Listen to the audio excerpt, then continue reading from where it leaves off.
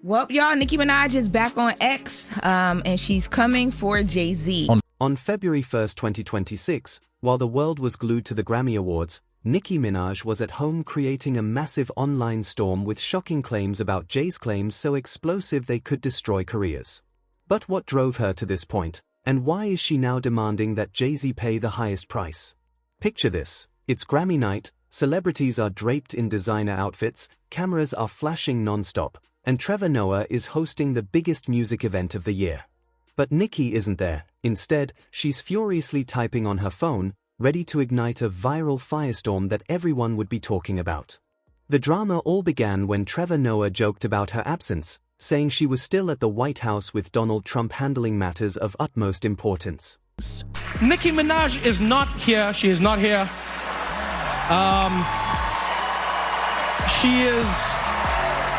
She is still at the White House with Donald Trump discussing very important issues. Everyone in the room clapped and laughed, music, clearly amused that Nicki wasn't there. But what they didn't realize was that a simple joke would trigger an 8-hour social media explosion that shocked the entire internet. Around 8:30 p.m., Nicki shared a post on X that quickly became the most talked about moment of the night.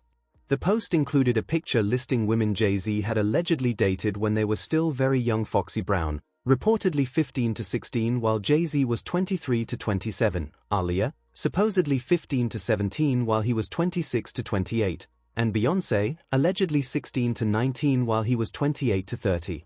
Nicki captioned the image with just 3 chilling words: true or false, music, followed by the hashtag #ChildPredator, directly accusing one of music's most powerful men of harming children. But she didn't stop there.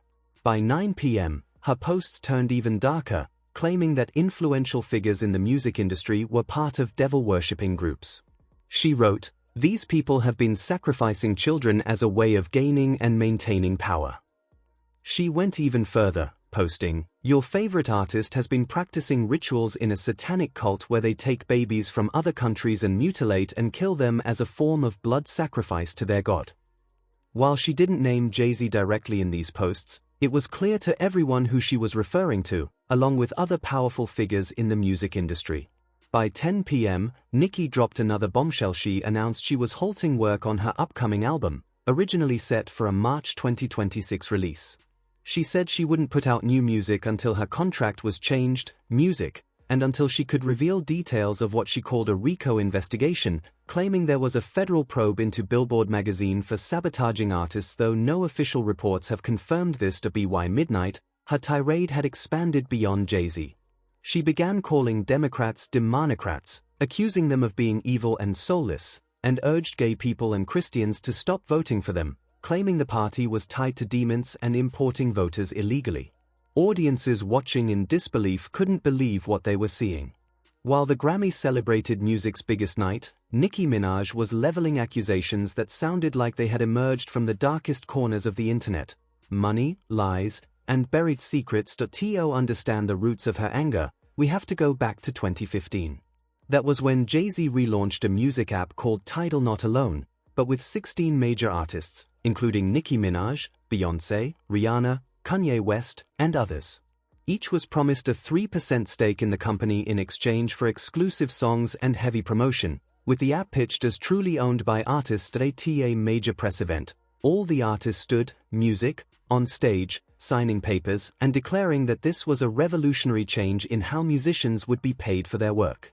Nicki was fully invested, music.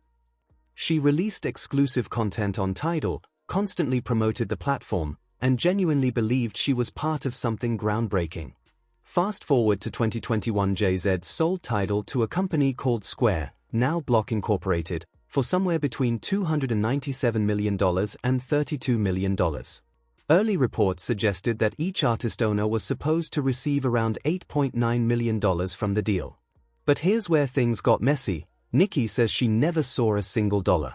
Instead, music, she claims she was told there were no profits from the sale and was offered just $1 million deal. Her lawyer warned she had to accept within 24 hours or lose everything.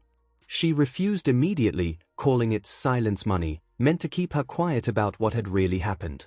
She tweeted, Jay-Z, call me to settle the karmic debt. It's only collecting more interest. You still in my top 5 though. Let's get it. N-word. And anyone still calling him whole will answer to God for the blasphemy. Now, people in the music industry tell a very different story.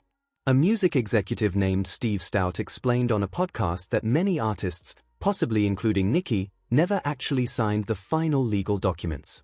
Without music, those signatures, they technically had no legal claim to the money, regardless of what was promised at the 2015 press music event.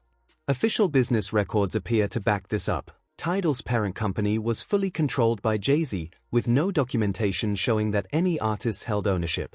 But Nicki Music refuses to accept that version. She insists the public signing event was real and binding, and that not paying her now amounts to theft. She estimates that, with accrued earnings, Jay-Z owes her between $100 million and $200 million, and she says she plans to use the money to help fund her fans' college educations. Yet the money is only the tip of the iceberg in her feud with Jay-Z. Throughout 2025, Nicki claimed that Jay-Z and his company, Roc Nation, actively worked to sabotage her career. She alleged they interfered with her tours, orchestrated her arrest in Amsterdam, music, in 2024 over marijuana, manipulated social media using fake accounts to hide her posts, and even tried to undermine her marriage.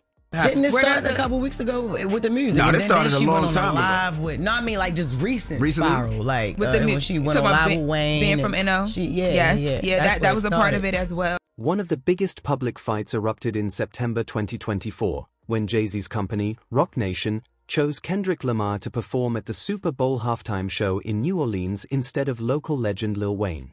Nicki was furious, claiming Jay-Z did it deliberately to spite Wayne because of personal conflicts involving Drake, Birdman, and herself. She called it a blatant display of his ego and proof that he actively worked to hurt people he didn't like. Then came the music beat controversy.